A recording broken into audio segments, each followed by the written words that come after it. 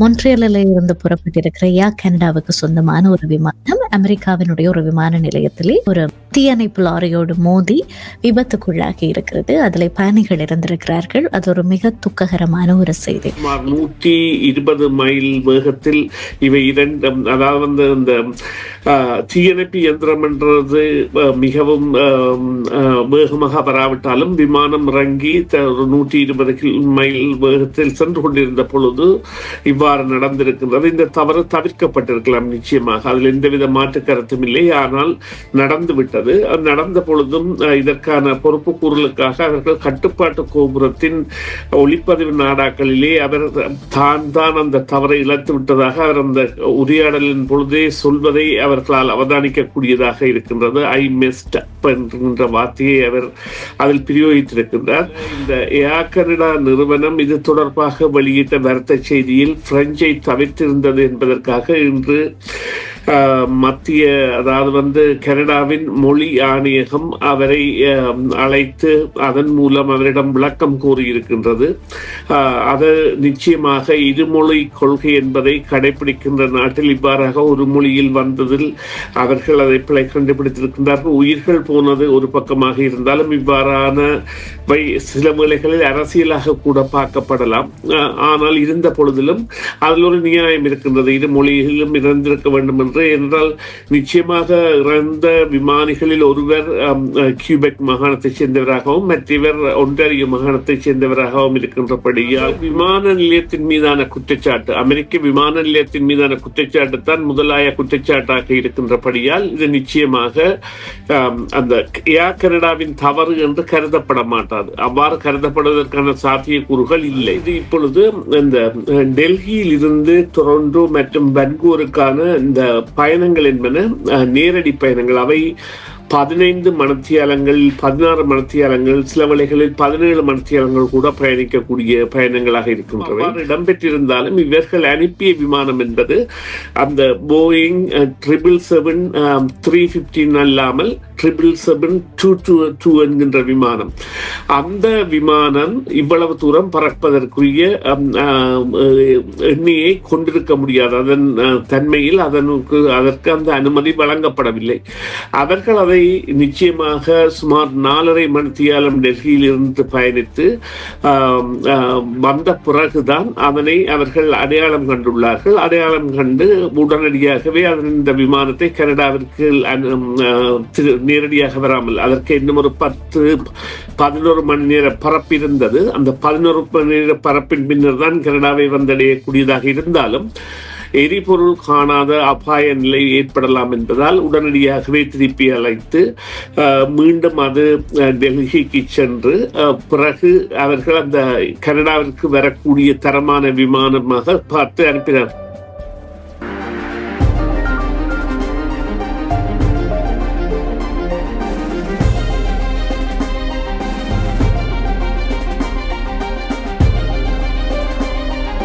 இது சமூக அரசியல் தளங்களிலே சமகாலத்தில் நிகழும் மிக முக்கியமான விடயங்களை பேசுவதற்கான நேரமாக இருக்கிறது. அந்த வகையில் இன்றைய நாளிலே மிக திடுக்கிடும்படியான ஒரு செய்தியினை கேள்விப்பட்டிருப்பீர்கள். அதுதான் மொன்ட்ரியலில் இருந்து புறப்பட்டிருக்கிற ஏர் கனடாவுக்கு சொந்தமான ஒரு விமானம் அமெரிக்காவினுடைய ஒரு விமான நிலையத்திலே அங்கே நிறுத்தி வைக்கப்பட்டிருந்த ஒரு தீயணைப்பு லாரியோடு மோதி விபத்துக்குள்ளாகி இருக்கிறது. அதில் பயணிகள் இருந்திருக்கிறார்கள். அது ஒரு மிக துக்ககரமான ஒரு செய்தி. இது ஒரு பக்கம் என்று சொல்லி சொன்னால், இன்னொரு பக்கத்திலே அதனை ஒட்டியதாக இது ஒரு மிகப்பெரிய விபத்து. இதற்கு ஏர் கனடா நிச்சயமாக பொறுப்பு கூறியாக வேண்டும். அப்படி இருக்க ஏர் கனடாவினுடைய சிஇஓ மேலாளர் அவர் விடுத்திருக்கக்கூடிய செய்தி வெறுமனே ஆங்கிலத்திலே மாத்திரம் அந்த துயர செய்தி, அனுதாப செய்தி, மன்னிப்பு செய்தி இருந்தது.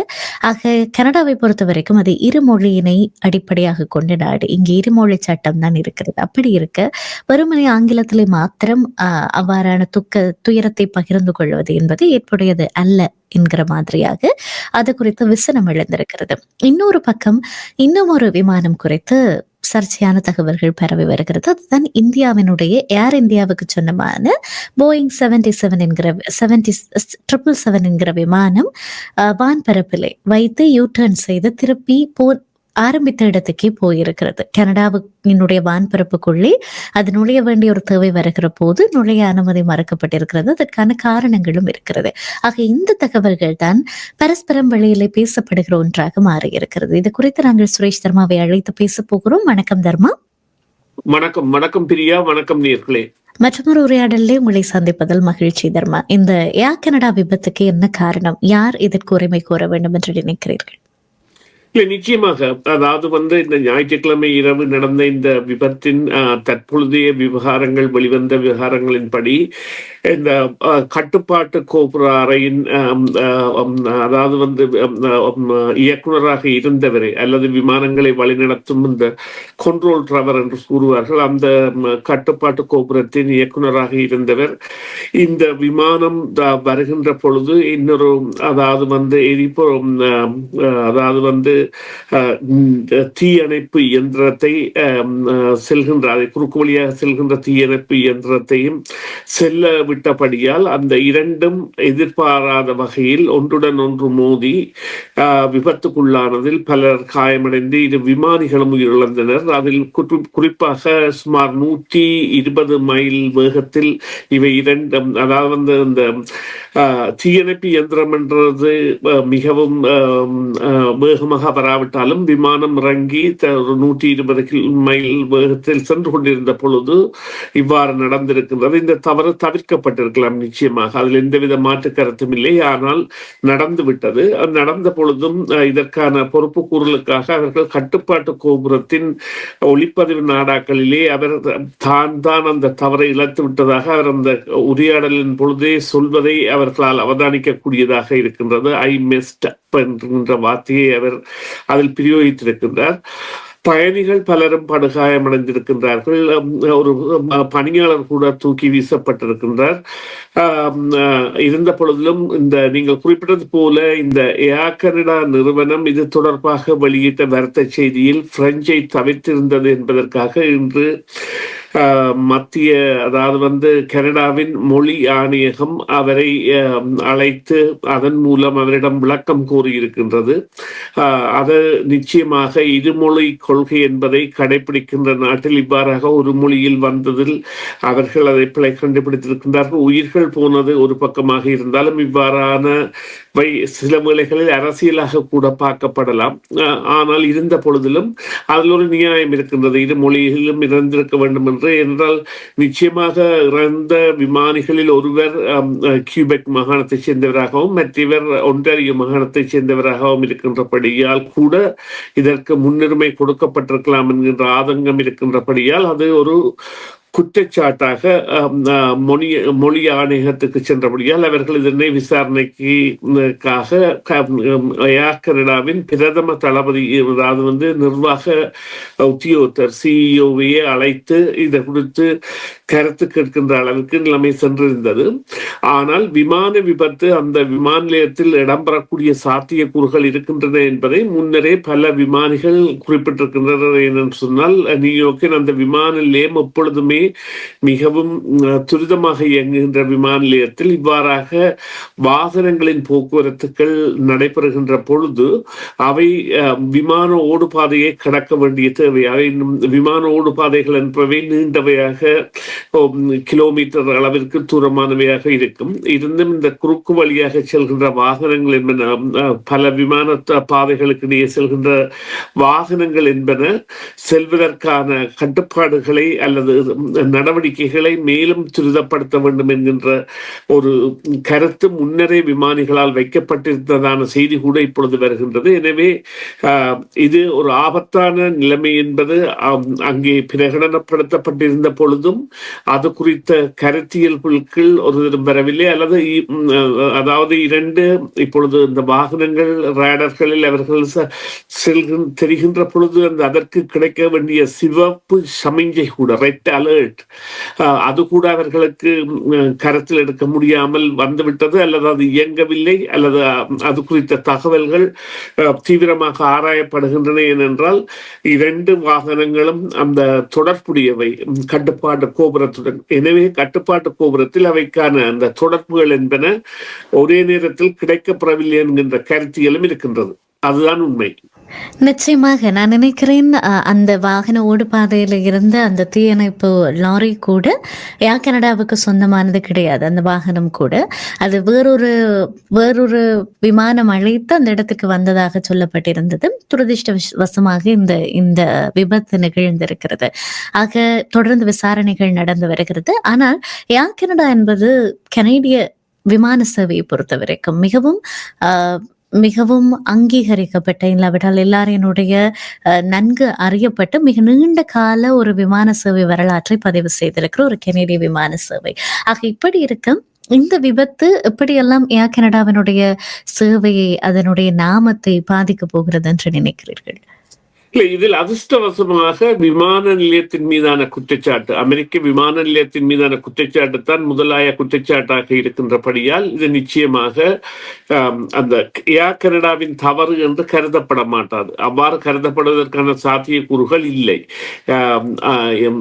ஆனால் நிச்சயமாக ஒரு விடயம் கவனத்தில் வரும். அந்த பாதுகாப்பு சம்பந்தமான விவகாரங்களில் இவர்கள் ஏதாவது தவற விட்டிருக்கின்றார்களா, அல்லது முன்னறிவிப்புகள், அல்லது அந்த பயணி குறித்த விவகாரங்கள், அதாவது இருக்கை ஆசனங்கள் போன்றவை எல்லாம் இனித்தான் ஆராயப்படும். இருக்கை ஆசனங்கள் கலட்டப்பட்டதற்கான அறிகுறிகள் கொடுக்கப்படுவதாக இருந்தால் கூட, சாதாரணமாக நாங்கள் பார்ப்போமாக இருந்தால் ஒரு 120 மைல் வேகத்தில் வரும் பொழுது அவ்வாறான அறிவிப்பு என்பது விடுக்கப்பட மாட்டாது என்றுதான் நம்புகிறேன். என்றாலும் உறுதியாக தெரியாது.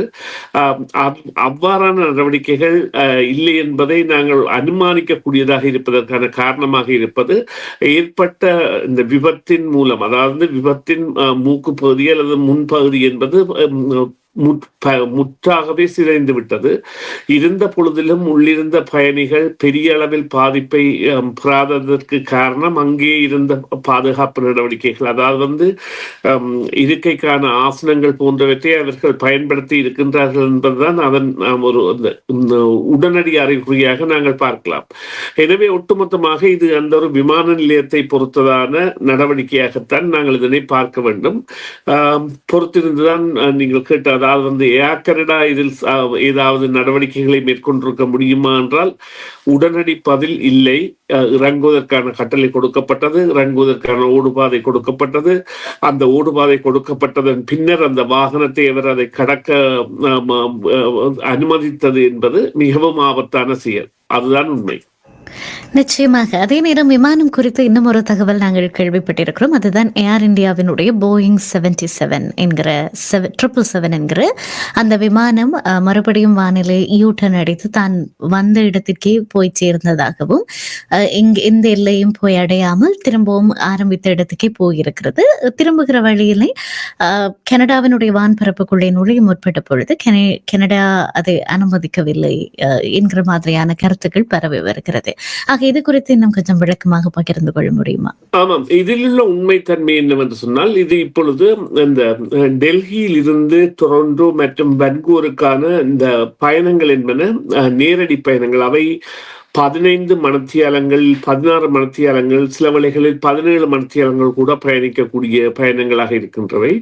அவ்வாறான பயணங்களில் ஈடுபடுவதற்கு உரிய இந்த போயிங் 777 விமானத்தின் தொடர் தயாரிப்புகளில், அதாவது 315 என்கின்ற அந்த இலக்கத்தை பின்னிலக்கமாக கொண்டிருக்கின்ற விமானம் அல்லது அதற்கு மேலான விமானம்தான் அதற்குரிய எரிபொருளை தாங்கக்கூடிய சக்தியை கொண்டிருக்கும். அதாவது தொடர் பரப்பில் ஈடுபடுகின்ற விமானங்கள் அதற்குரிய எரிபொருள் இல்லாவிட்டால் அவை மிகவும் ஆபத்தான பயணமாகவும், அவை இடைநடுவில் கடலில் விழக்கூடியதாகவும், குறிப்பாக அட்லாண்டிக் ஓஷன் என்கின்ற கடற்பரப்பில் அவர்கள் நுழைகின்ற பொழுது, நுழைந்து கனடாவுக்கு வருகின்ற வரையிலான இடத்தில் அது ஒரு ஆழ்கடல் பகுதி. அதற்குரிய உடனடியாக இறங்கக்கூடிய இடங்கள் என்பனவே இல்லாத ஒரு நிலப்பரப்பையே காணக்கூடிய இடமாக இல்லாத பகுதி. அவ்வாறான நிலையில் இப்பொழுது இந்த மத்திய கிழக்கு பிரச்சனைகள் இருக்கின்றபடியால் விமானங்கள் என்பன தற்பொழுது தாராளமாக விடப்படுகின்றன. குறிப்பாக மார்ச் மாதம் 12ஆம் தேதியிலிருந்து 26ஆம் தேதி வரை ஏர் கனடா கூட டெல்லிக்கான சேவையை இரட்டடிப்பாக்கியுள்ளது. இதற்கான காரணம் என்னவென்றால், தங்களுக்கு நாளாந்தம் பயணத்தில் துபாய்க்கு செல்கின்ற விமானம் தரித்து நின்றால் அவர்களுக்கு விமானத்தின் செலவு மாத்திரமல்ல, விமான பணியாளர்களுக்குரிய ஊதியம், விமானத்திற்கு உணவு தயாரிப்பவர்கள், எரிபொருள் முழு தொழிலாளர்களின் ஊதியமும் கொடுக்க வேண்டும். அதற்காக அவர்கள் மத்திய கிழக்கு பிரச்சனை இந்த ஒரு சாதாரண நிலைமையை அடைய மட்டும் அந்த விமானத்தை இரட்டடிப்பாக்கியுள்ளார்கள். அதாவது 2 சேவைகளை டொரண்டோவில் இருந்து டெல்லிக்கு வழங்குகின்றார்கள். இதன் மூலம் துபாய்க்கு செல்கின்ற விமானத்தின் மூலம் ஏற்படக்கூடிய இழப்புகளை சரி செய்கின்றார்கள் அல்லது தங்களுடைய நிதி நிலைமைகளை தக்க வைத்துக் கொள்கிறார்கள். அது போன்ற நிலையில் தான் நான் நினைக்கின்றேன் இந்த இந்தியாவிலும் இது இடம்பெற்றிருக்க வேண்டும். அவ்வாறு இடம்பெற்றிருந்தாலும் இவர்கள் அனுப்பிய விமானம் என்பது அந்த போயிங் 777-315 அல்லாமல் 777-222 என்கின்ற விமானம். அந்த விமானம் இவ்வளவு தூரம் பறப்பதற்குரிய எண்ணியை கொண்டிருக்க முடியாது. அதன் தன்மையில் அதற்கு அந்த அனுமதி வழங்கப்படவில்லை. அவர்கள் அதை நிச்சயமாக சுமார் 4.5 மணித்தியாலம் டெல்லியில் இருந்து பயணித்து வந்த பிறகுதான் அதனை அவர்கள் அடையாளம் கண்டுள்ளார்கள். அடையாளம் கண்டு உடனடியாகவே இந்த விமானத்தை கனடாவிற்கு நேரடியாக வராமல் அதற்கு இன்னும் ஒரு 10-11 மணி நேர பரப்பு இருந்தது. அந்த 11 மணி நேர பரப்பின் பின்னர் தான் கனடாவை வந்தடையக்கூடியதாக இருந்தாலும் எரிபொருள் காணாத அபாய நிலை ஏற்படலாம் என்பதால் உடனடியாகவே திருப்பி அழைத்து மீண்டும் அது டெல்லிக்கு சென்று பிறகு அவர்கள் அந்த கனடாவிற்கு வரக்கூடிய தரமான விமானமாக பார்த்து அனுப்பினார். நன்றி சுரேஷ் தர்மா, அந்த தகவல்களை எங்களோடு பகிர்ந்து கொண்டமைக்காக நன்றி. இந்த விமானங்கள் குறித்த தகவல்களை, அதை சுற்றி எழுந்திருக்கிற சர்ச்சைகளை எங்களோடு கூட விரைவாக பகிர்ந்து கொண்டமைக்காக நன்றி சுரேஷ் தர்மா உங்களுக்கு. டிவிஐ யூடியூப் சேனலில் இணைந்திருக்கும் நேர்கள் அனைவருக்கும் எமது நன்றி. எமது காணொளி தொகுப்புகளை தொடர்ந்து நீங்கள் பார்வையிடுவதற்கு கீழிருக்கின்ற பெல் பட்டனை அழுத்துவதனூடாக நோட்டிபிகேஷனில் பல காணொளி தொகுப்புகள் உடனுக்குடன் உங்களை வந்து சேரும். அருகில் இருக்கின்ற முக்கிய காணொளி தொகுப்புகளையும் பார்வையிட தவறாதீர்கள்.